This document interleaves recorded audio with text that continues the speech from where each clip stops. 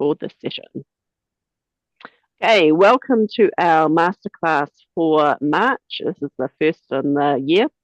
Our theme today is Easter, and we're looking at a value at each of our masterclasses this year, and this one is on Christ-centered.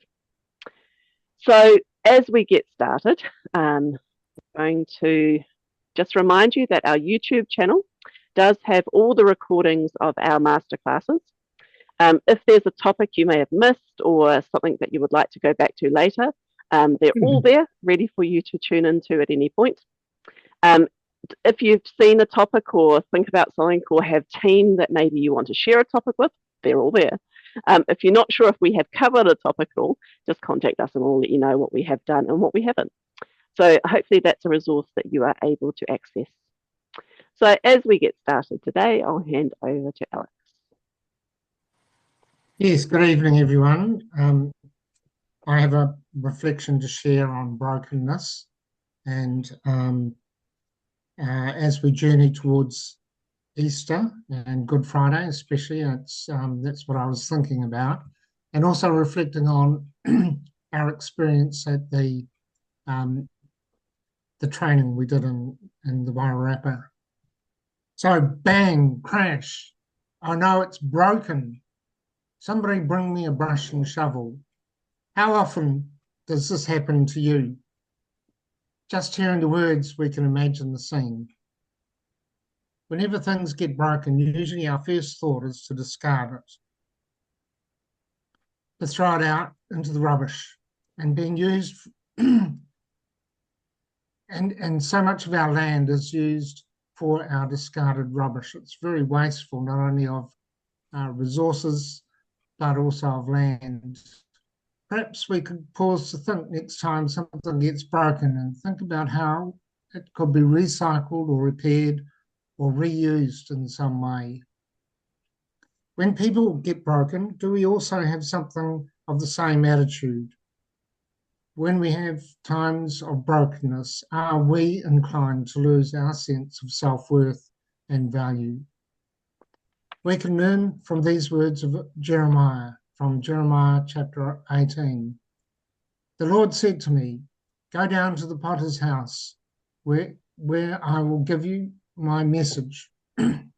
So I went there and saw the potter working at his wheel. Whenever a piece of pottery turned out imperfect, he would take the clay and make it into something else. Next slide. Brokenness need not be the end of usefulness, the usefulness of something, whether a piece of pottery, crockery, machinery, and certainly not of a person. In ancient times, when paper was very rare and expensive, people used broken bits of pottery to write on. They were used for lists, receipts for purchases, letters, reminder notes, and much more. They were the post-it notes in the scrap paper of old and were called ostraka. And are highly valued by archaeologists today, for they give a completely candid view of the ancient world. The Japanese have even made the use of broken pottery into an art form called kintsugi. Sometimes pieces are made in order to be broken, and then repaired using a special lacquer mixed with gold, silver, or platinum dust to restore the original piece, now made beautiful by the skillfully repaired fractures. When Jesus began his ministry, he described his purpose as to fulfill the promise declared by the prophet Isaiah in chapter 61. The sovereign Lord has filled me with his spirit. He has chosen me and sent me to bring good news to the poor, to heal the broken-hearted. Restoring broken people is God's work, and when we engage in it, we are serving in a way that is close to the heart of God. Many of us involved in Message Church have had encounters where deeply broken people will pour out their hearts while making a collage or painting a picture or weaving a basket. As we continue our Easter journey, Remember that if God can use broken pottery, he can surely use broken people, because Jesus himself knows what it means to be broken. So we pause to pray. Gracious God, gather us as broken yet healed people. Be with us as we bring your message of God's news, of God's good news, to those hurting and those who are hungry, who we encounter through Messy Church. In Jesus' name we pray. Amen. Amen. As part of the national team doing these messy churches, we're aware that sometimes this is the first time that you may have actually heard about messy church or have come to explore what messy church is. So we do like to go over the values. These are the 5 values symbols. But this time, instead of me doing it, I've actually got a video here from our mate over in Australia who has done a video about the values. G'day, Rob Douglas here.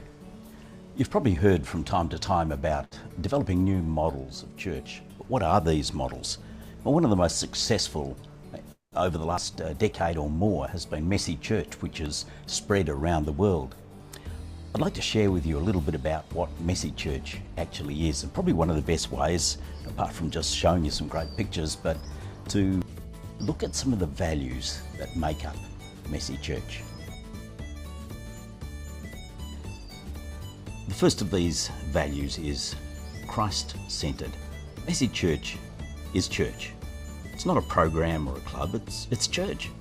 And yes, it is messy because it doesn't necessarily follow all the patterns of church we're used to. But Jesus is at the center of Messy Church. Whether we're engaged in one of the stories of Jesus or we're experiencing God's creative handiwork outdoors, Jesus is still central.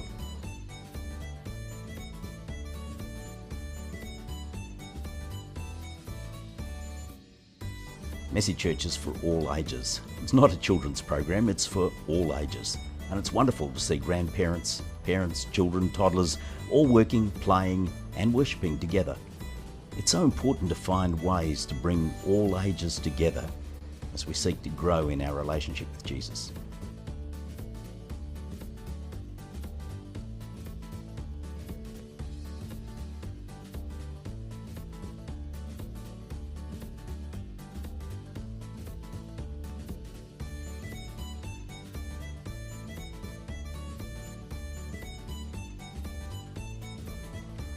Celebration is another of the values of Messy Church, celebrating God and His presence with us, celebrating life and what it means to be a follower of Jesus.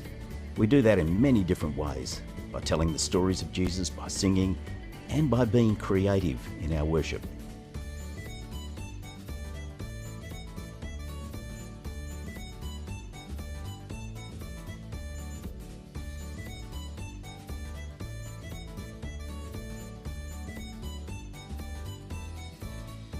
And creativity is one of the values of Messy Church, giving people opportunity to use their skills, to be willing to find new and creative ways to value each other and discover more about God and His world.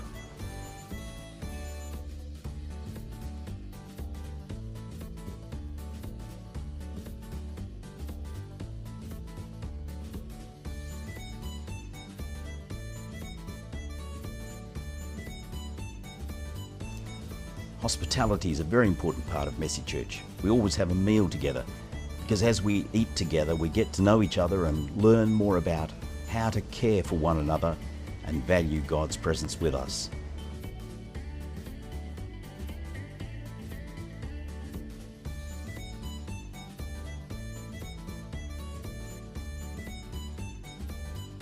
I love Messy Church, and through it many people have come to discover the love of Jesus. If you'd like to know more about Messy Church, check out the websites on the screen. Discover more about Messy Church by actually finding a Messy Church in your area and going and visiting. But why not give it a go? Be a part of starting a Messy Church in your local neighbourhood.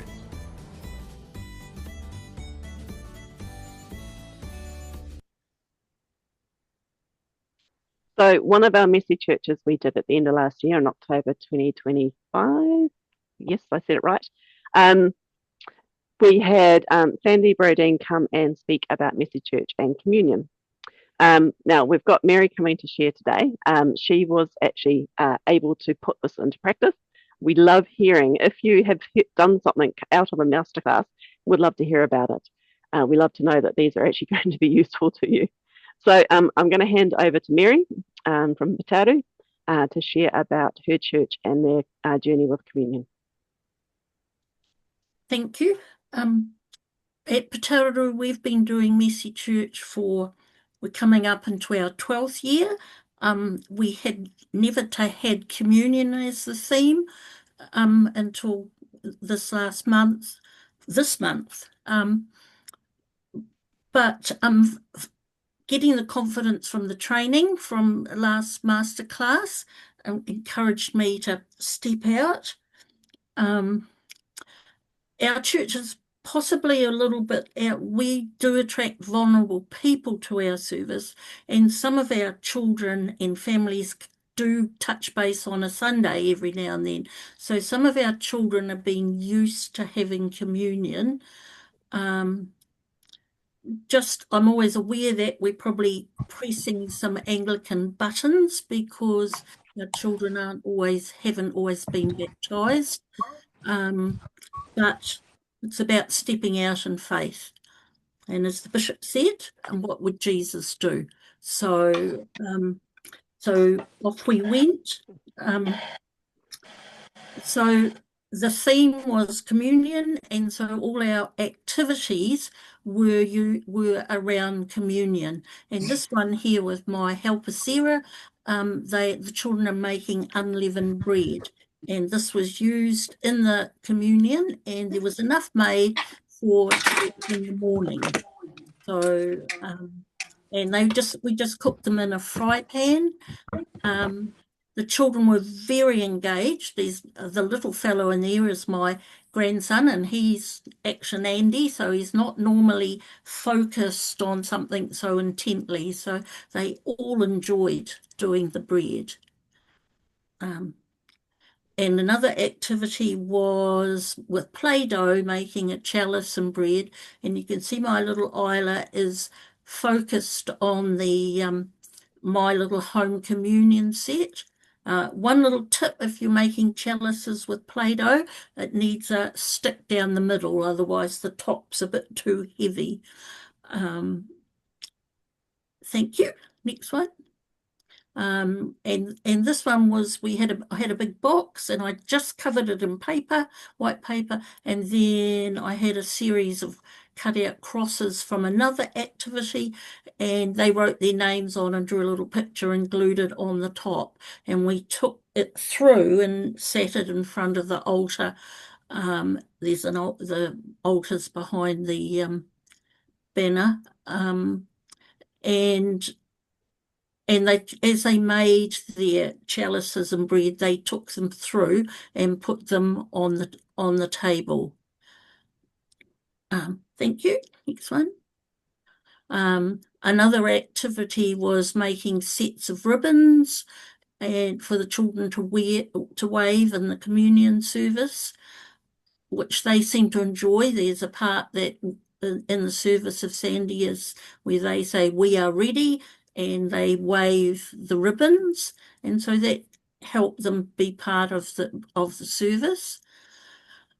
Thank you. And we were very lucky to have a retired minister, Reverend Ben Cameron, take our communion for us, because we don't actually have we've got another retired minister, but otherwise we don't have a minister being paid.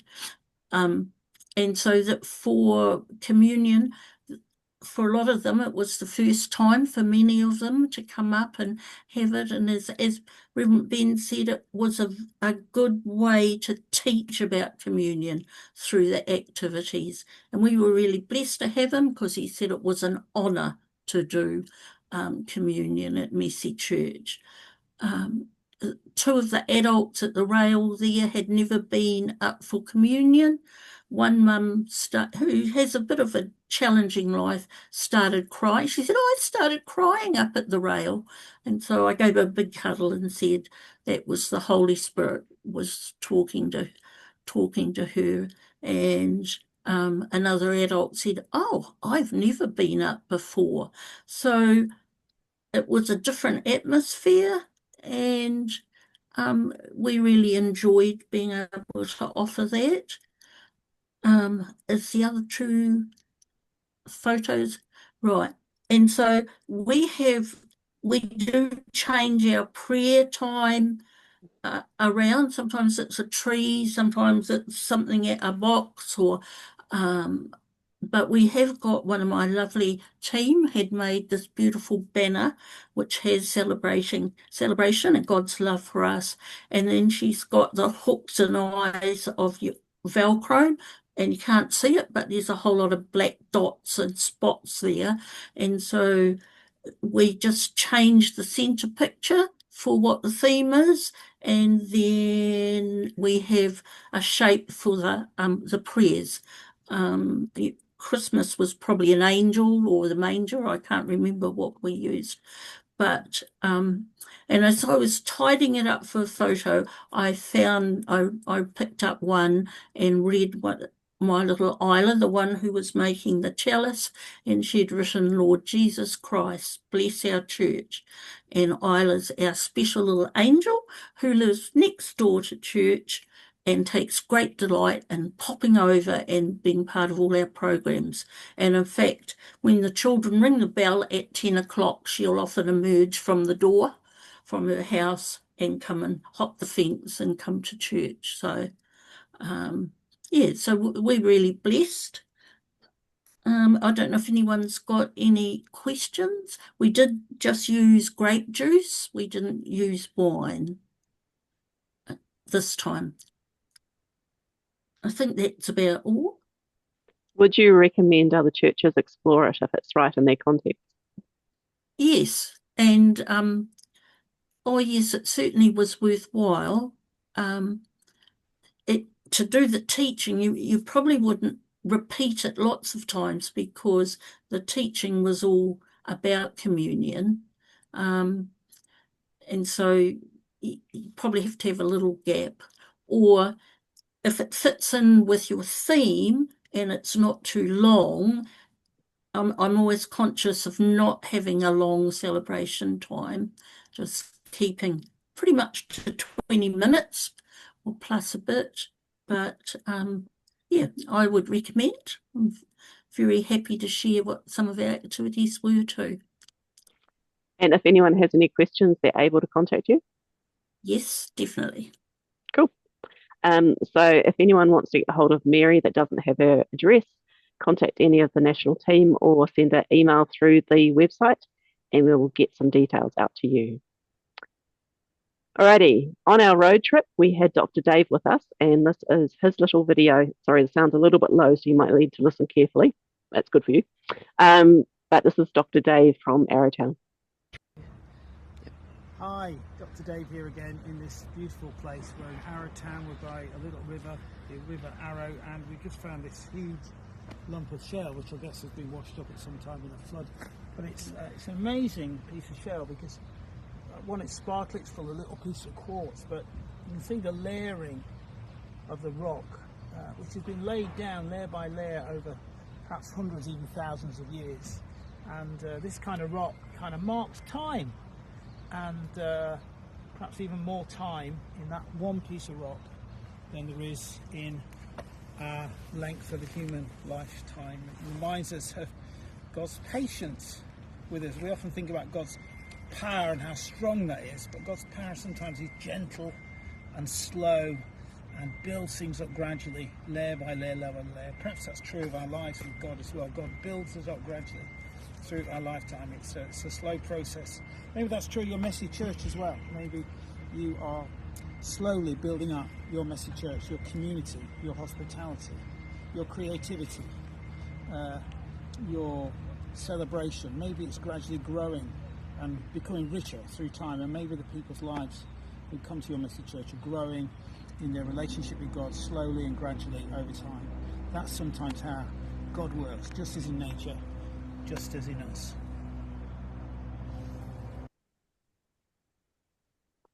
So we had some other little bits and pieces that we recorded as we were traveling around the country, which we will continue to share as time goes on.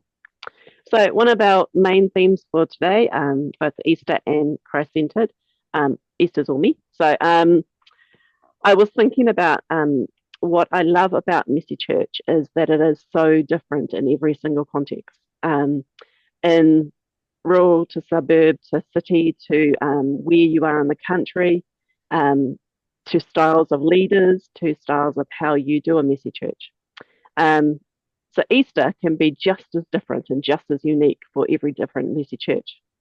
You may be that you do the theme around your normal time when you would do Messy Church. It might be before or after Easter.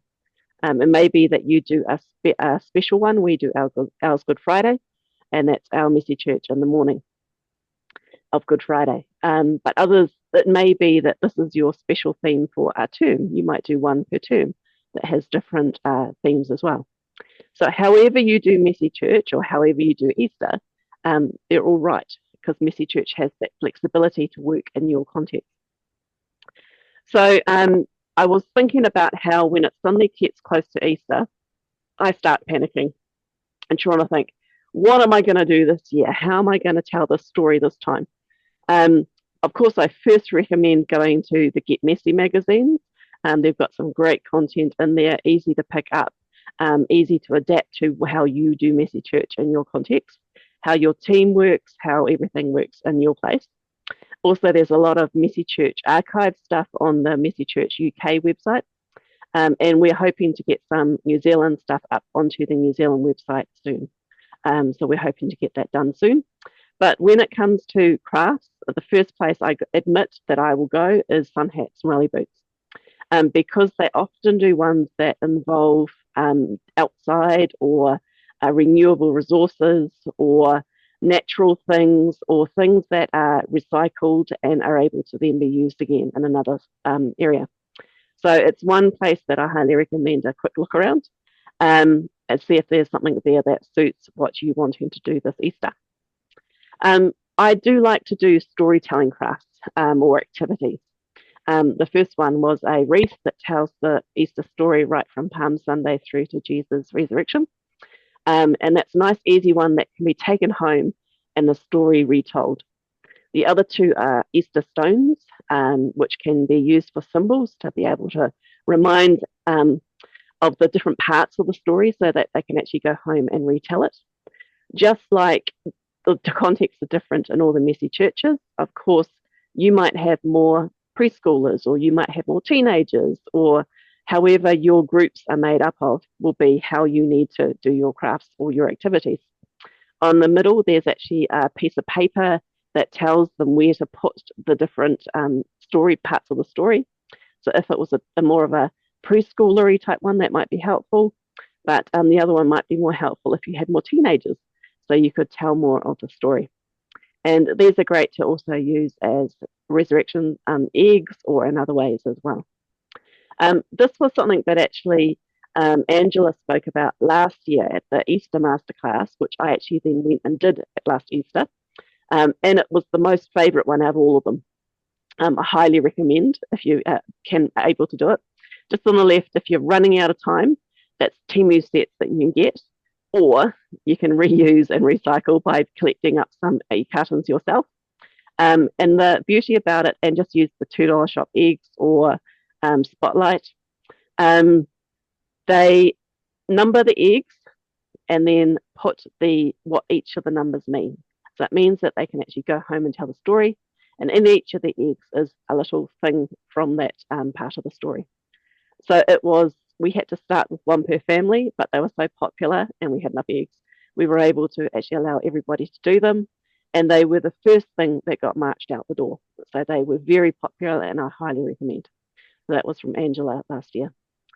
Other ideas, we had the scratch off eggs, which were very popular as well. It meant they could be creative, make their own designs. And then when talking about Easter angles, how do we tell the story this year? Is there different ways we can focus? On the left, is it God's love story, the Danish hearts which you weave? Paid in full, is there some way of doing a price tag or something like that? Excellent story, Easter journey. There's hundreds and thousands of different ways you can focus and tell the story. So hopefully you are being inspired and thinking of something, and something will come up over the next couple of weeks for your messy church. Depending on your mess tolerance, different contexts, of course. The one on the left we have done before, but we actually put the hand was actually pre-done, and they just had to do a thumbprint heart with the heart in the middle of the hand. That one was done actually at a holiday program where we had limited time. But if I was in a messy church context, I would be doing the white heart hand as well. There's also the hand in the middle. And you notice on both this one and the glue and paper one, it leaves space for you to actually put your angle or scripture or the part of the story that you might be focusing on if you're not telling the whole Easter story. So it's a great way to tie it in, so anything that goes home is actually repeating what you have taught or have told the story of as well. I found this video, so I'm just going to quickly play it.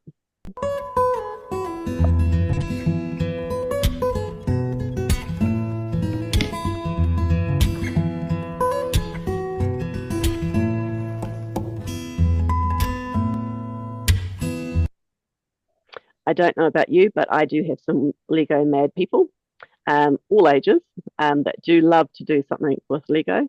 Adding and printing, I think there's a definite hit there, which I think I'll try and incorporate into my messy Easter this year. So if anyone does that, I'd love to see what some of your people come up with as well, because that would be really cool. We're always looking for cross crafts. The one on the far right, the fingerprint one, that could be done as part of your celebration, where everybody comes up and puts their fingerprint onto the cross. Or negative space ones are a great way to do it as well, or blowing paint, depending on your mess tolerance. I'd suggest tarps. Another way to think about doing some Easter activities is to head on outside. This means that you don't end up with a product that you have to worry about that might just go in the bin.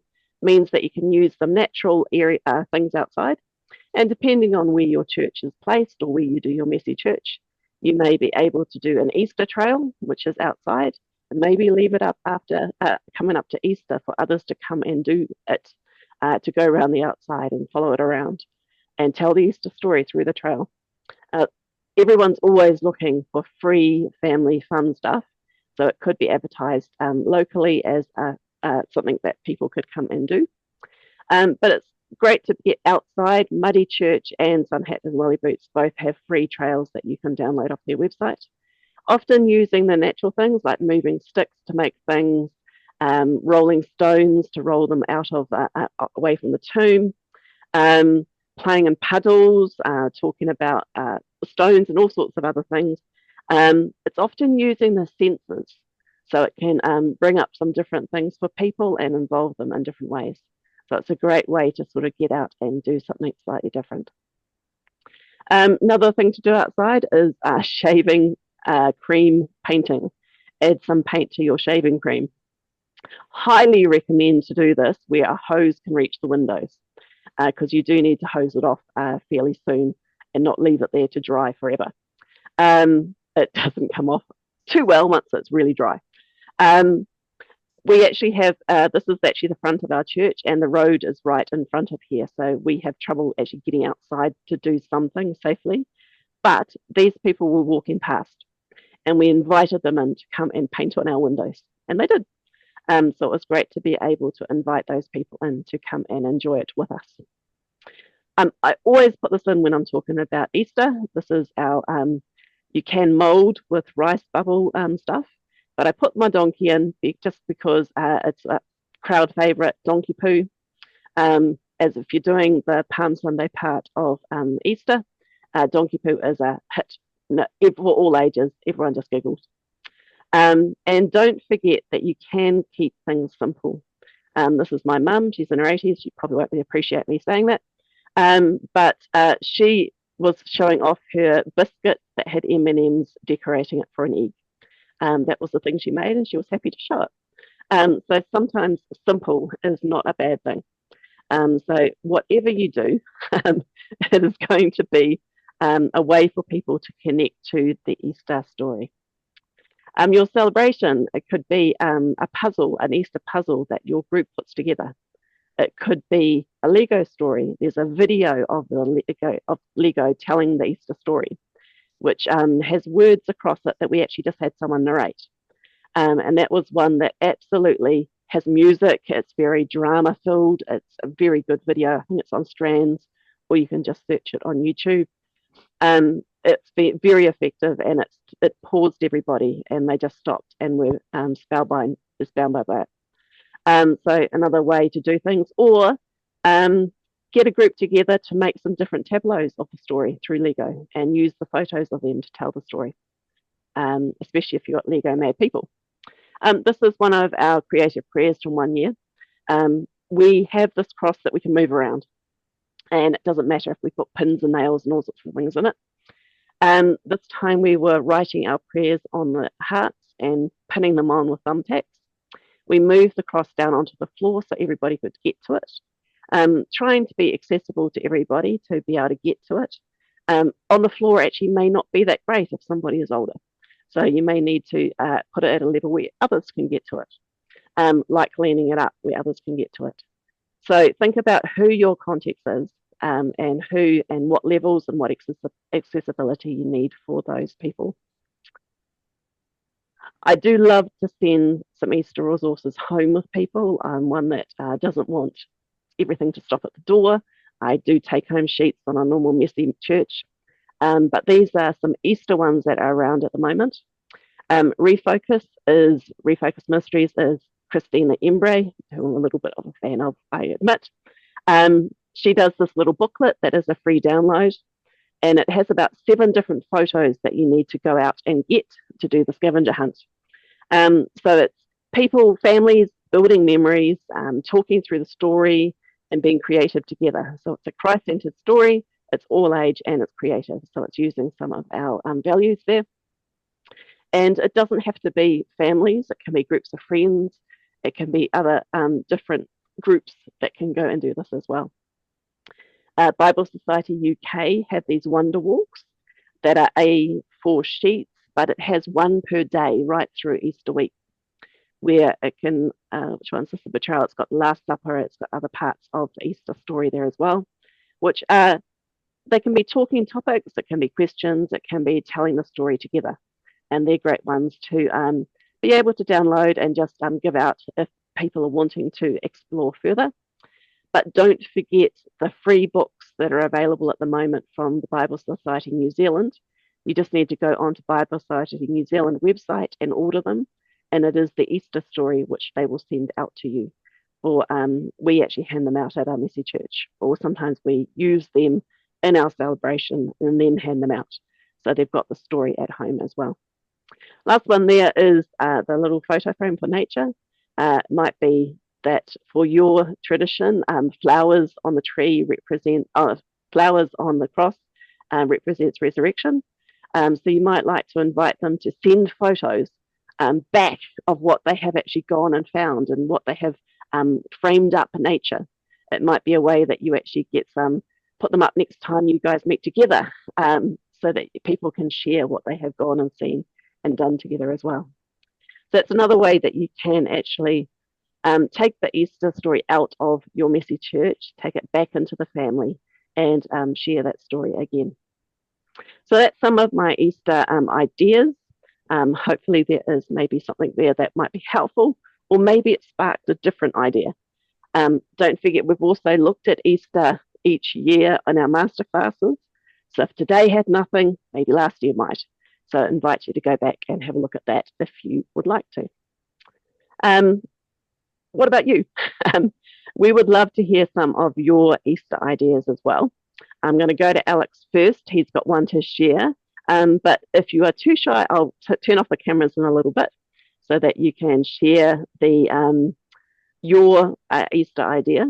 But if you would like to write it into the chat, I'll read them out at the end of our session today. Let me just go to Alex. Sorry, We'll be Jocelyn. doing this together. Yep. So, in the Wairarapa, about not last weekend, but the weekend before, we did a Messy Church training, and we used the Good Artist book as our theme. The good artist being God, creating the world, creating a beautiful world, and creating people. And then people decided to dip into the forbidden paint pot and mess up the world with lots of splatters and stuff, which was not God's intention. Until eventually the good artist brought Jesus into the world, and we all know the story from there, with Jesus dying on the cross to set us free. So Alex will explain the activity we did here. Yes, so we explored the idea of spoiled creation, and especially how broken pottery can be put together and used as a mosaic. And in our case, we made it in the shape of a cross to remind us of how God can use even broken things to make a beautiful outcome. The cross is cut out of 16mm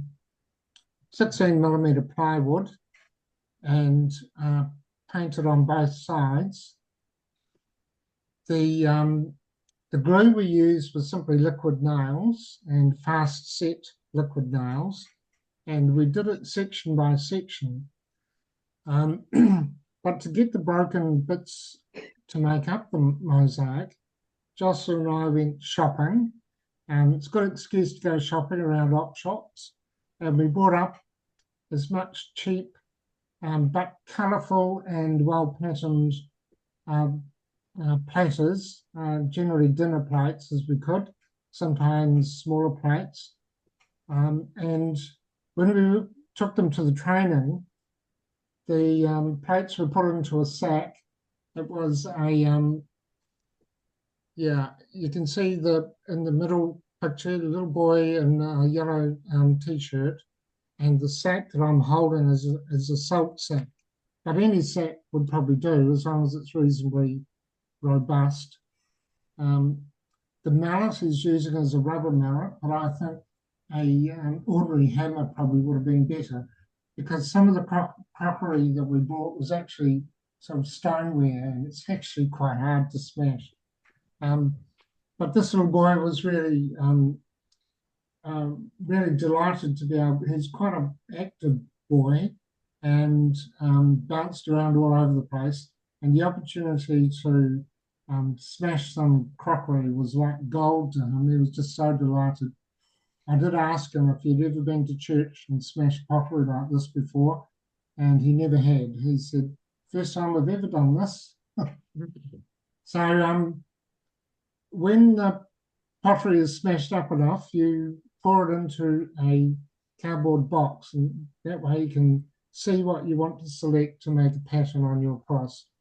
The pattern that basically I guided people to lay out there has a circle and centered on a smaller cross in the center.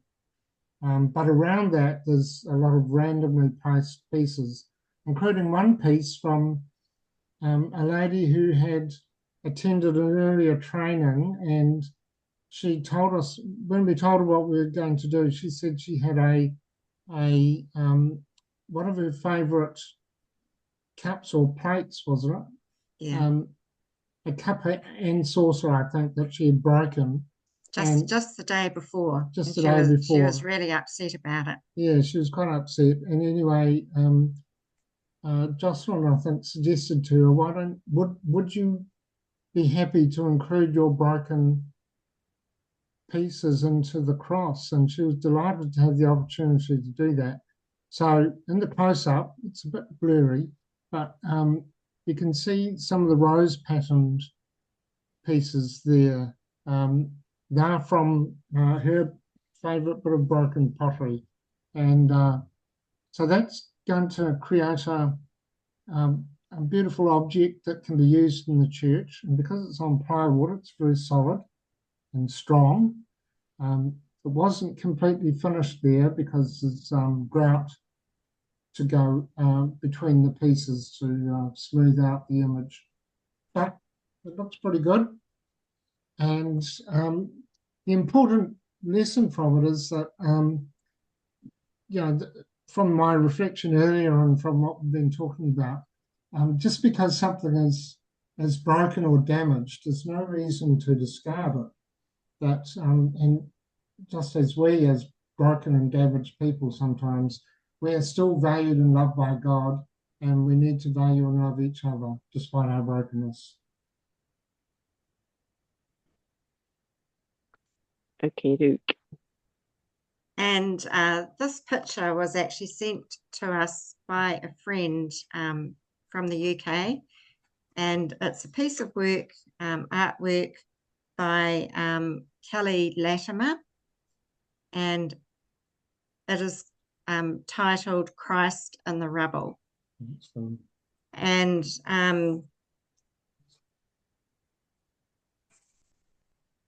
a reflection on Gaza. Yeah, it's a reflection on Gaza.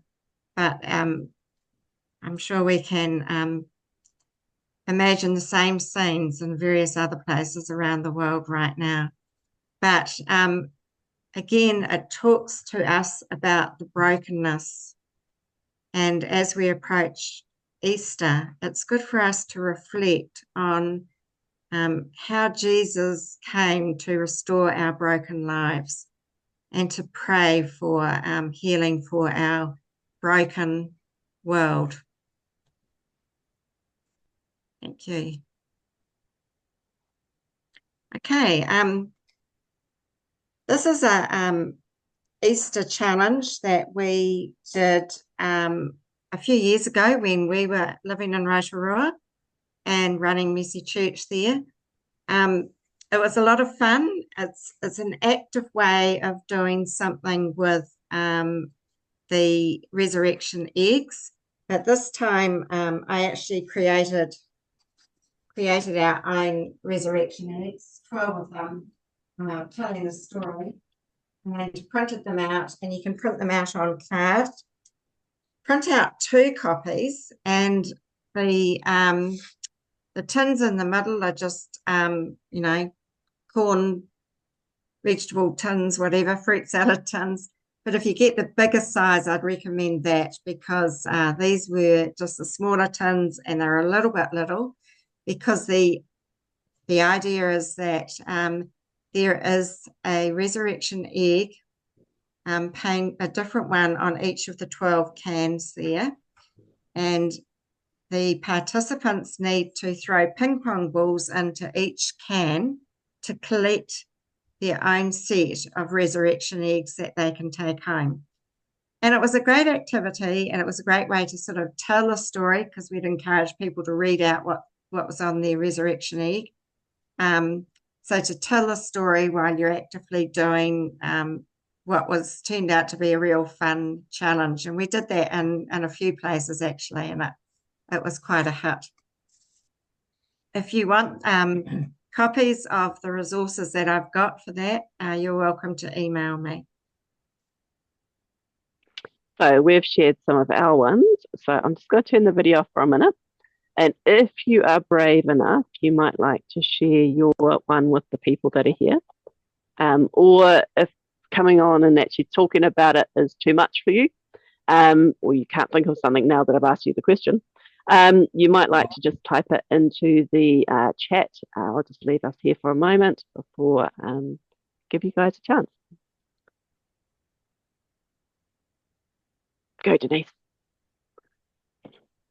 Well, we had our first Easter, because we only meet monthly, so we had our first Easter. We're doing it over the 2 months, and so I'm novice at this. So and having never been to another Messy Church, I'm making it up as I go. But I've seen some activity and a Christchurch Messy Church. So yeah. So what we did this month is the caption was God shows his love by, and then we walked through starting with Shrove Tuesday. So we played pancake tossing and pancake races. Then we made pancakes.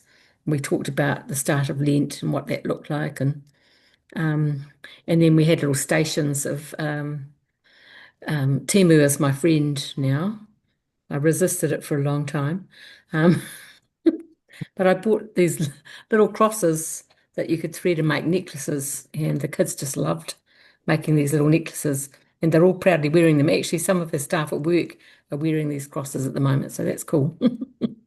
Oh, neat.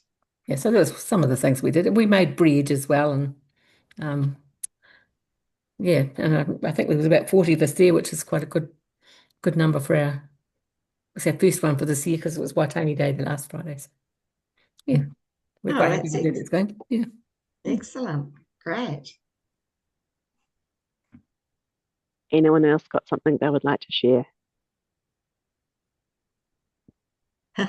Someone else says Timu is awesome. That's interesting. I've been trying to resist it too. I resisted it, but at 3 o'clock in the morning, I ordered stuff a month or so ago.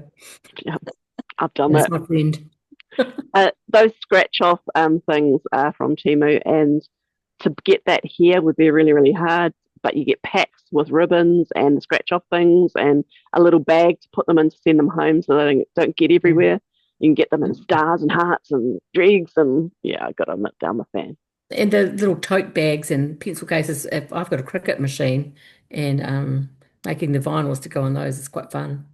Kids pressing them on, that's quite fun. I'm still trying to resist it. That's why I offer alternatives. Give in. Alrighty. If you do want to share something, feel free to pop it into the chat and we'll read it out at the end. Alrighty. Jocelyn, this is you this time, I think. Right. So the Messy Church trainings that we've been doing, we've just done the one in Wairarapa, which I referred to. We've got another one coming up in Wanganui on the 28th of March. That's where we live here. So if anyone wants to travel to Wanganui, you're most welcome to. And another one in Dunedin on the 2nd of May and 16th of May in Cromwell. We are happy to look at going to other areas if you particularly want one in your area. So is there another slide on that there? Oh, okay. So this is at the Wairarapa training. We were just a small group, but we had 2 different churches, one from Wairarapa, one from Greytown and one from Carterton represented there. And neither of those churches had run Messy Church before, so it was a great introduction for them. We had Mundy, who was our guest speaker. Mundy was someone who we helped to sponsor her and her daughter to go to the UK Messy Church conference, the international conference in the UK last year. And part of the deal was that she would come back and to help us run some trainings with the new information that she'd gleaned from there. Most of you probably know that Messy Church was birthed in the UK and is now in, I think, about 44 countries around the world. So it was great to get the latest updates and information from them as well. Is there anything else, Claire? Oh, and so these are the advertisements for our training. Just 9:30 to 2:30 for the training part. And then we encourage everyone to come along and come to the Messy Church that we run afterwards. So it's a taste and see what happens at Messy Church. So if you haven't been to a Messy Church before, it gives you an idea of how it runs. And if you can't get to any of these trainings and you haven't been to a Mercy church before, then I'd suggest you go and visit a Mercy church. Okay. If there's one near you. Right, so this is, I'm moving on now. So we advertise this masterclass being about Easter, but also focusing on the Christ-centered value of Mercy Church. So we know that Mercy Church has 5 different values. We learned that earlier in the video. And the Christ-centered one is the one that holds all that together. So next slide. So what does it mean to be Christ-centered at Mercy Church? One of our 5 values. So I wanted to introduce you to Martin Payne. Martin Payne, if you haven't come across him, is who we often call a Mercy Church guru. He has been with Mercy Church in the UK from the very early days, and has been a very significant part of Mercy Church. He's a great author. He's written lots of books on how to do storytelling really well and effectively and creatively. And he's written several of the Get Messy sessions. So if you get the Get Messy magazine, you'll often see Martin has written one of the sessions there.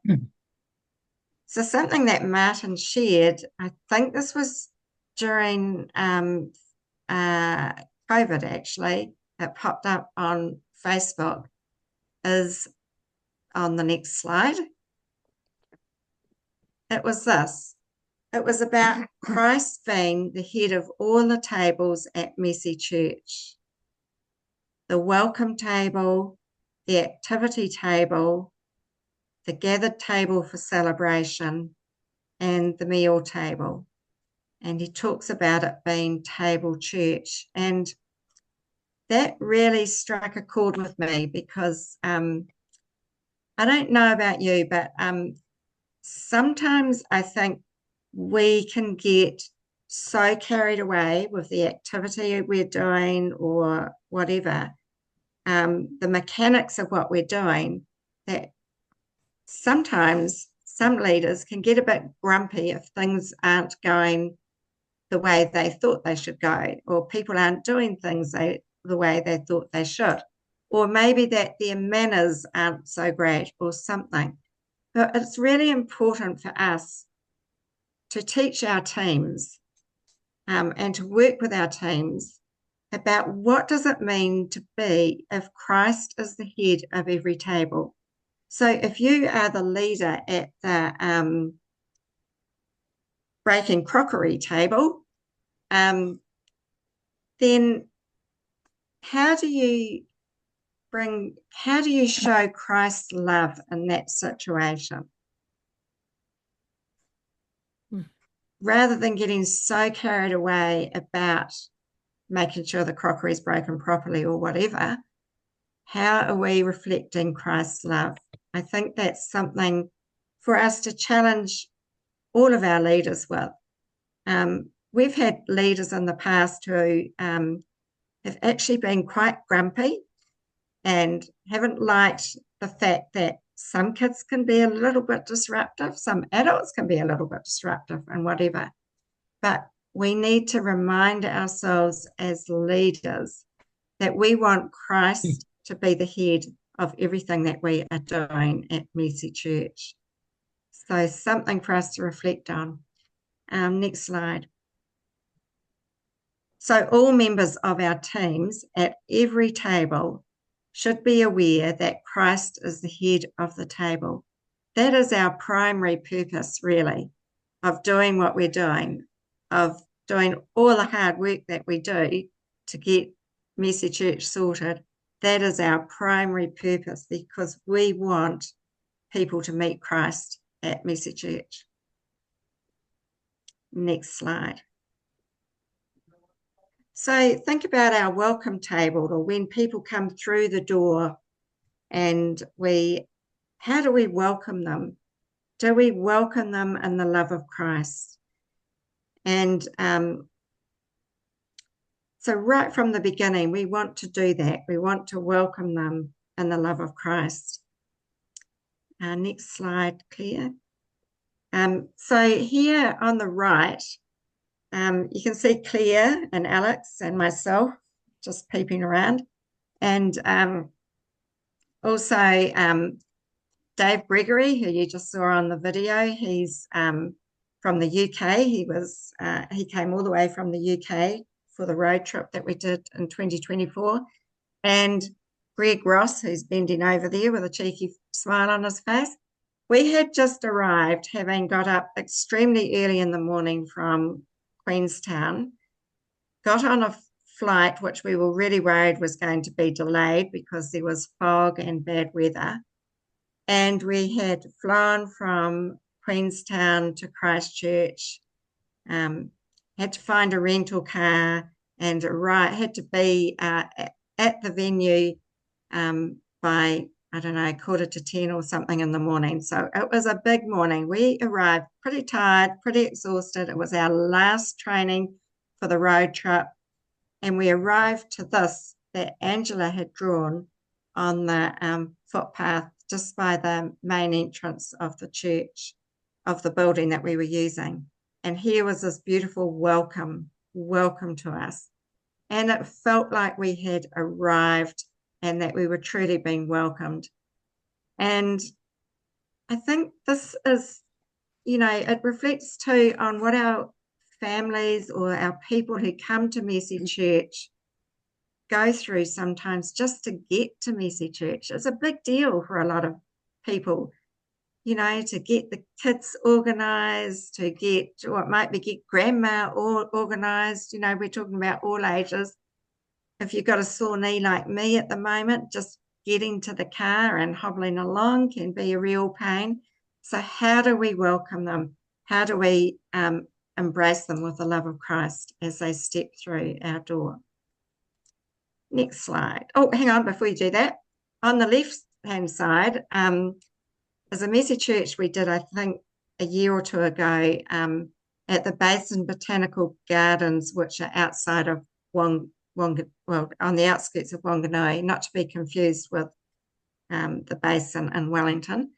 And we held a Mercy Church out there, and there's beautiful gardens. And while we were setting up, a couple came along and they saw what we were doing, and they came and said to me, can you tell me, is there a cafe here? And unfortunately, at the Basin Botanical Gardens, there's no cafe. So I had to say, oh, look, I'm really sorry, there's no cafe here, but we're just setting up for Mercy Church. Would you like to come and join us and have a cup of tea and get introduced to a few people? So they came along and they were so grateful. And it turned out that they were from Wales, and they had attended a church in Wales, and they were really keen to hear all about Mercy Church because even though it started in the UK, they weren't familiar with it. So, again, it's about being Christ to all people. Okay, next one. So the activity tables, again, when a year or two ago, we had our grandson staying with us. And so I took him to a Mercy Church, and I was just there as a grandmother this time. I wanted to just be there as a grandmother. And so I went around and I experienced the different activity tables with our 4-year-old grandson. But I was quite shocked that one of the leaders was quite intent on making sure that this activity was done exactly as she said it should be done. And actually, it was really hard to feel welcomed and appreciated there. It sort of kind of felt like some of us kind of felt like we were being told off because we weren't doing things the right way. And I think what is really important for our teams to know our team leaders to know is that the activity is not the primary thing. The primary thing is being Christ to others. It's sharing the love of Christ with others. And I don't think Jesus is going to be worried if the activity isn't perfect, if the sticker on the jar is upside down or not in the place that it's meant to be or whatever.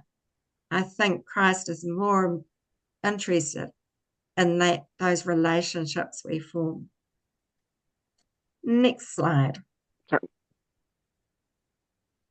So Christ being the centre of our celebration table. And that's probably an easier one for us to think about, because that's kind of when we think about worship and praying and, celebrating Jesus at the worship table.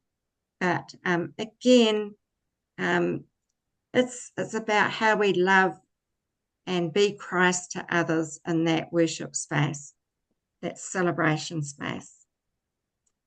And the last slide, second to last slide, I think. And how do we ensure that Christ is the centre of our messy church tables too? And again, that's about welcoming, about loving people as Christ would love them, as Jesus would love them. Sitting beside a stranger, talking to them, being a listening ear. At one of the activity tables in the Wairarapa, there was a new family there, and they were in a state of crisis, and she just poured her heart out over one of the activities. But then at the meal table, her young boy sat beside Alex and spent the whole mealtime talking to him and sharing about what was important to him. So just guiding our teams and teaching our teams, that the primary purpose of all of this is to share the love of Jesus with people, that Christ is the centre of everything that we do at Messy Church. And one more slide. So again, this is just a reminder that when you're sitting down with your Messy Church teams next, that perhaps this is something that you can talk with them about and to reflect on as a team, and how can we do better in what we are doing at Messy Church. Okay. And I think the next one is one more. Oh, Other and there is resources. one more. Yeah. Okay. So we have some great resources, but the Messy Church discipleship book on the left was written during COVID.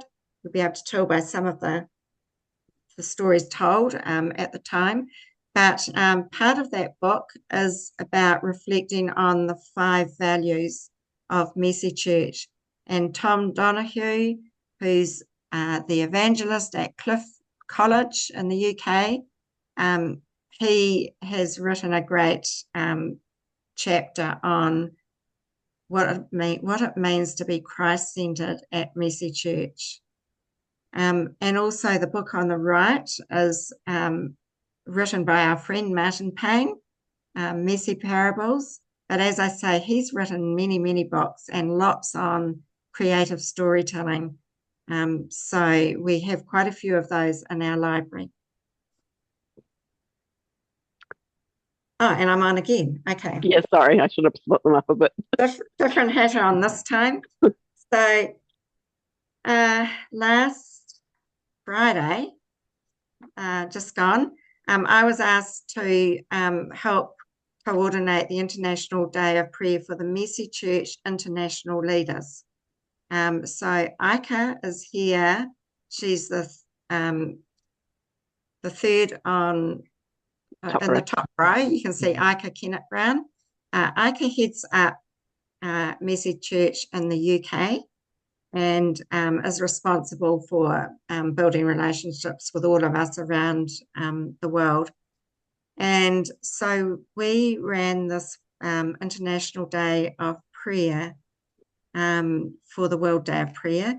So a lot of prayer about the brokenness. And I love the words that Aika used. She used the words, our beautiful but broken world. So there was a lot of prayer about our beautiful but broken world.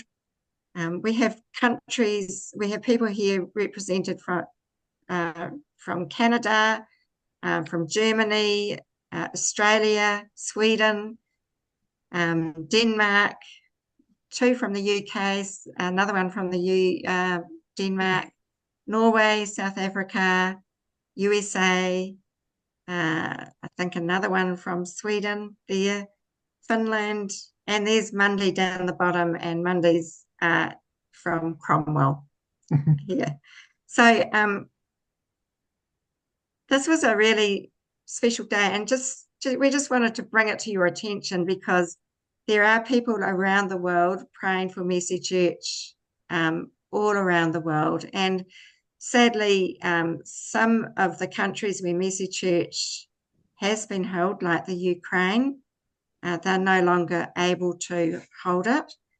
And some of those Ukrainian Mercy Church people have actually relocated to the UK, and some of them were actually hosted by Mercy Church families in the UK. So I think what is so special about this, and what you guys are all part of, is that you're part of something much bigger than just what's happening in your backyard. You're part of an international faith community who love and care for one another. And one of the things that was brought up here was that there can be, because we're all around the world, the way that the world clock is, that there can be someone praying for you in a different part of the world at any time, over that 24 hours. So, yeah, that was something special to share. And I think what this masterclass also does is it brings us as a New Zealand awareness as well. So we often get tied up in our own messy church, maybe with our area, but this is all of New Zealand joining together in this masterclass.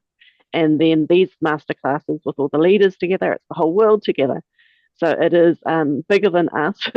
So it is something that is cool to be a part of. Okay, Alex. Yes, we need to just mention that Mercy Church needs ongoing support. Some time ago, with the support of the BRF, Bible Reading Fellowship in the UK, we set up a charitable trust for Mercy Church. The name of the trust is All Age Connect Aotearoa. And the funding that was advanced to New Zealand from the UK to establish Mercy Church here, what was left of that after it being used during the development stage has been transferred to that trust. And we invite people to contribute to it on a regular basis. It doesn't have to be very much. A few dollars a month or a week is very helpful if it comes from a lot of people. And I think I'd like to encourage every Mercy Church in New Zealand to just think about taking up a retiring collection, say once a year, and forwarding that to the trust. Some of the things that we need to pay to support the work of Mercy Church and the National Trust, the costs for this Zoom that we're meeting on, the annual Zoom subscription. Also, there are 2 or 3 subscriptions for the website. There's the domain name, the website itself, and Humanitics, which takes care of registration for events and so on. And of course, for our team gatherings. We also need to purchase resources on a regular basis to keep the library fresh. There are expenses related to local, regional, and national training events, and the administration costs related to our legal status and essential reporting. So please bear in mind that none of the national team are paid for their work. None of us get any money from that. So it's all for these other things that we need ongoing financial support. There's another. So, if you want to just check us out, there is our charitable registration number, our inland revenue tax number, our company's registration number. All of that's necessary for the legal status. And below you can see our bank account number. So you can use your online banking. That's what we would prefer. And use those details to make a contribution will be much appreciated. And there's tax, any donations over $5 are tax deductible. And at the end of each year, we'll send out a receipt, end of each tax year. Yeah, we really do appreciate anyone that's able to support the work of Mercy Church New Zealand. We want to support you, but we need money to do that, I'm afraid. Things like Zoom to be able to do these things. Zoom subscription's about $300. We need money for that. And that money that we were given to set us up is not going to last us an awful long time. So if there are people around that are able to help Mercy Church New Zealand or through our account, All Age Connect Aotearoa, that would be fantastic. Any questions about that, you can contact Alex or Jocelyn or me or anyone else on the national team as well, and we will definitely point you the right direction. So we do thank you to everybody that does support Mercy Church already, but yeah, got to keep saying this. So a couple of things that your support does help as well is our library. So we have Get Messy magazines in our library if you would like to check them out. They have 12 sessions of material in each one and are a great resource. I use them for our team, and we will use maybe sort of 7, 8 of the activities out of the 10 that are listed. So it's a good start to really get you going on your planning, if it's a sort of a late minute type thing, especially. There's always great ideas and writers from around the world, so it's not just UK based. I think I did one from Australia a couple of months ago. That was a really good one as well. And coming up in Get Messy 4, the New Zealand team has also written one as well. So I'm looking forward to seeing how that comes out. But to get any of the resources that we have, you just need to contact our librarian, and there is plenty there. We do update the library regularly, so there are always new books in there. So if there's something you're interested in, maybe something that's been mentioned today that you would like to check out, contact Carol, and we've got a little video here. Hello everybody, my name is Carol Lewis and I'm part of the national team here for Mercy Church New Zealand.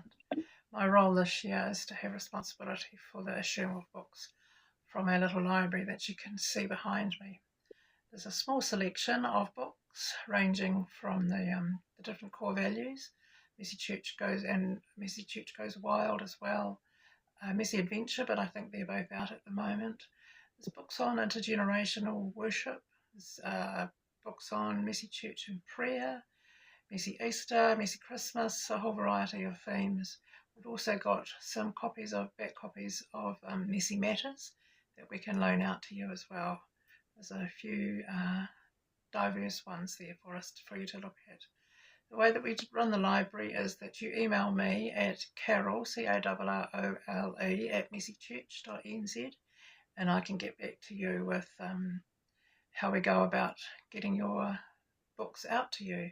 But basically, if you email me with your request, I can tell you if they're available, and then I put them in the post with a return envelope for you to return them back, and then I just ask that you reimburse the cost of the postage for those books.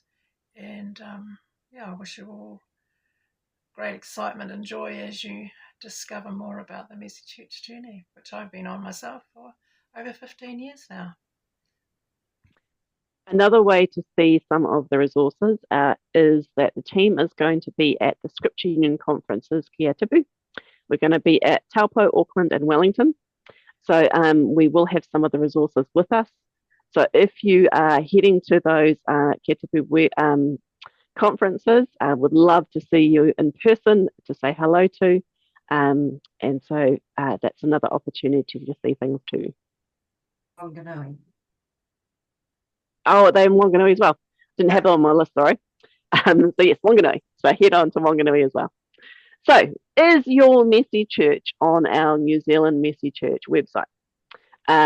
We would love for you to just pop on and just double check. Or if you know of a neighbouring Messy Church that might not be on there, we would love for you to let us know so we can contact them as well. The advantages of being on the website, it means that if someone new in the area is interested, they can come and visit you. If someone is travelling or moved to a new area, they can find you. And it's no effort for you really just to get it listed. And it means that also we know you're there, so we can support you in any way as well. So if there's any issues at all, get hold of your local regional encourager. If you don't know who they are, contact us and we'll let you know, and we'll pass you on to them as well. So that's another way that we hopefully can support you as well. So we have planned ahead, look at that. So we have planned the entire year themes for our masterclasses for the rest of the year. So our next one, of course, is 12th of March.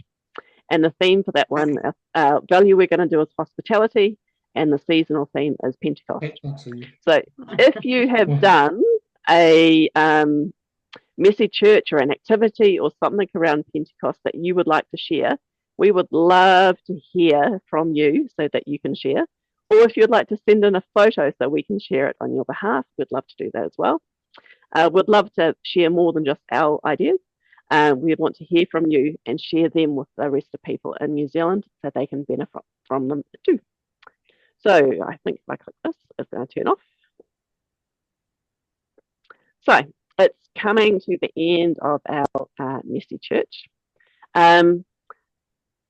So I am going to just have a quick look at the chat, make sure there's no ideas there that we need to share for the video.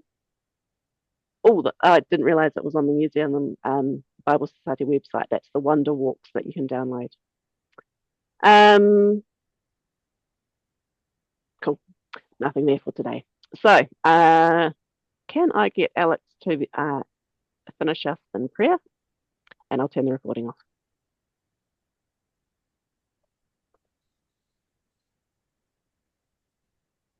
Church. Okay. So can you hear me? Yes. Right, okay. Shall we pray? Gracious God, we thank you for Messy Church around New Zealand and around the world. And we thank you for the leaders, the teams that make up the Messy Church, that make Messy Church happen, and for the way it reaches out into nooks and crannies in our community that might not otherwise be reached by the church. So bless this movement around the world and in our communities, and bless us this night in Jesus' name. Amen. Amen. So I'm about thank to you, turn off the everyone. recording. So thank you all for joining us, those that are on the recording, and we'll catch you next time.